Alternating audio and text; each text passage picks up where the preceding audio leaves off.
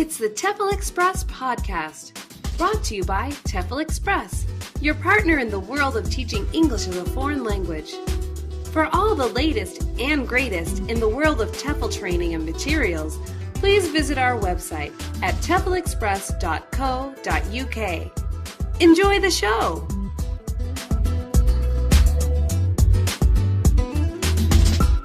Hi, this is the TEFLCast, and my name is Adam. And a while ago, I did a blog article on the TEFL Express blog site, which talked about what exactly an employer can do for you, for a teacher, or in whatever role, as you're going into a new company. And it was aimed to basically sort of give you an idea of what to look for when you're looking for a company for employment. And anyway, today we have Heather Chandler with us. She's talked with us before, and she's going to go over some of those things and reiterate the things I had mentioned in my article and talk about some new things, just as a way to help everybody try to find a job that's best suited for them. So Heather, how are you? Great. How are you doing today? Good. Chipper. Let's just ask you flat out, what is something that an employer can do for you? What is something you expect an employer to do for you?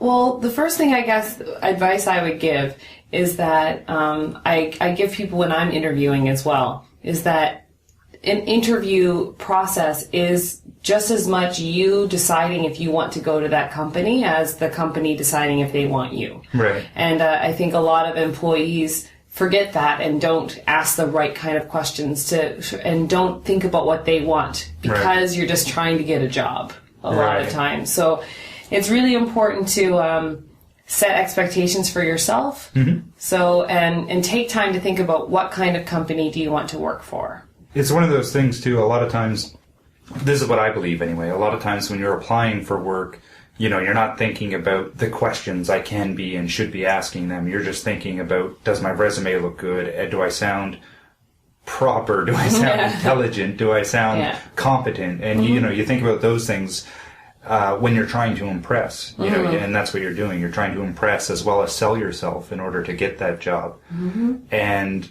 when you do, when you focus so much on those things, it can be very easy to forget that, hey, I'm also interviewing this company. Yeah, exactly. Yeah, so you'd mentioned, thinking about what sort of questions you should ask them and, that sort of thing. What kind of questions would you recommend asking companies?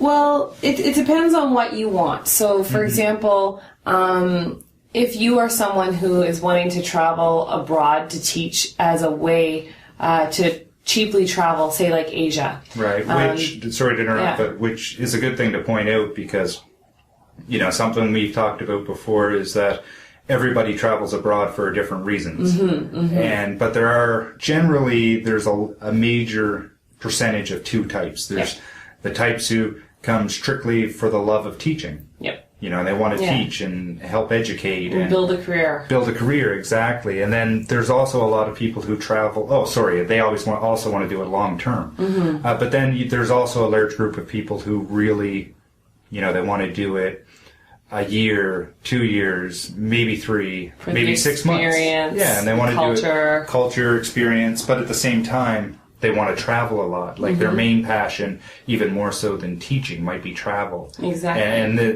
TEFL is a fantastic means to do that. Mm-hmm. But it does separate the different types of people who do travel abroad to teach. Yeah, and the different types of companies you're going to work for. Right. That's a good point. So how would that affect that? Well, so for example, most language learning centers that are, outside of the regular school systems, they run year-round.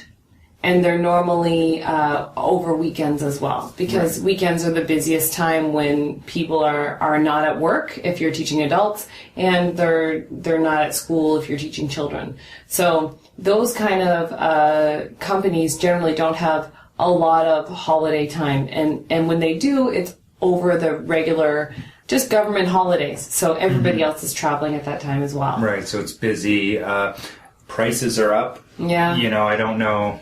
It's been so long since I've traveled in North America. I don't know if the system works that way or not, but I think it does for flights for sure. But, in Asia. Peak seasons are exactly. A peak season is prime, salesmanship in Asia. Like, if you're traveling on a traditional holiday and a popular holiday, Your flights are going to be more expensive. Your hotels are going to be more expensive. I wouldn't even be shocked in some places to see restaurant prices upped for a short period of time. Exactly. So if you're working and teaching in one of those environments, you're hoping to travel on those dates only, you're probably going to pay a little more. So that's something to consider. Yeah. Well, and then if you're working more in the school system, say if you're working in a kindergarten, or maybe you're working in a middle school or something like that, or even if you have the qualifications to teach in international high school as well, you get a lot more holiday time. And that's something to consider.